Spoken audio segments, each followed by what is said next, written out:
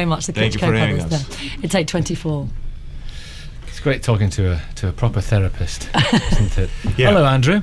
Good morning. It's deadline day for thousands of staff at Southampton City Council, and they have to decide whether to take a pay cut or redundancy today. The council's offering new contracts with pay cuts of 4.5% for anyone who earns more than 17.5 grand. It says it has to do that to save £25 million and preserve other jobs.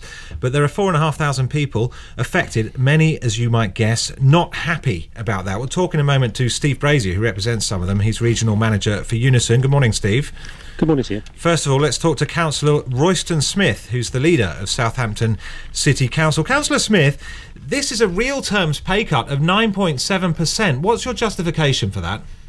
Well, I think you need to get the figures right first. Anyone on 17,500 or below will have no pay cut at all. Our latest proposal was anyone on £22,000 or below would have no pay cut at all. And then the pay cuts step up. The more you earn, the more your pay is cut. So by all means, let's get the figures right. 50% of people would not have been given a pay cut. OK, well, it's a relief for them, I'm sure. But for the 50% who will, they're getting a 4.5% pay cut. And then they've got inflation of 5.2% on RPI. So that's why I'm saying 9.7%. It's a severe cut in their living standards, isn't it? What are you saying to them to justify it?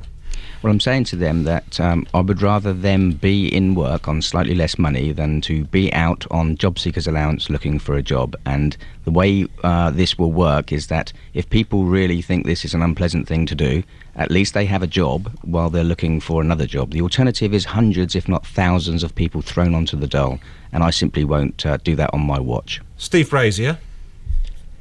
Good morning to you. Good morning. Surely that's a fair justification. It's better for people to accept a pay cut than to lose their jobs. At the moment, we've got over half of the staff at the council earn less than £22,000 a year, and 90% earn less than £35,000 a year. This isn't about fat cat public sector workers refusing to take pay cuts. These are hard-working, loyal public servants who just want to keep the vital services in the community running through difficult times. And the point you make about times of inflation and falling living standards is correct. For 2 years, our members in Unison haven't had a pay rise, so effectively their living standards have gone down by 10%, and the council, as well as saying we want to cut the pay of staff, have said they're going to have a living standards cut in the future from having no pay rise over the next couple of years as well. But at the same time, we've seen nearly 300 jobs go over the last year, 250 to go this year, and from documents we've seen from the Chief Executive's Office of the Council this morning, planned jobs cuts of well over 1,000 further jobs to come. So I think the council took a very high-risk strategy, and my belief is they're deceiving residents in terms of this dispute, blaming the unions for refusing to talk, because we offered to sit down through ACAS last week to try and find a way through this, to avoid further strike action, and we've got 600 of our members taking action today, and we'd like to have further strike action starting on Wednesday. We're trying to find a way through this, but if you're asking people to take pay cuts on top of pay freezes and cover for jobs that have gone, you can't have the quality public services we want like this on the cheap. Councillor Smith, what do you say to that? I mean, residents are having to put up with rubbish not being collected. If you're not sitting down to talk, what's the excuse?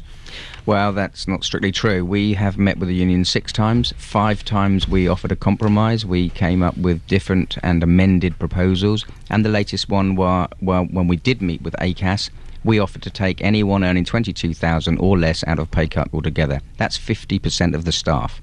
So the more you earn, the more you get a pay cut. And we're doing that to keep 400 people that would otherwise be thrown onto the dole in the organisation. And the important thing about that is 400 people working for the council, delivering quality services, means that we don't shut leisure centres, we don't shut Sure Start centres, and we don't shut libraries. And we deliver the services that the residents deserve and pay for. OK, Steve Brazier, last word.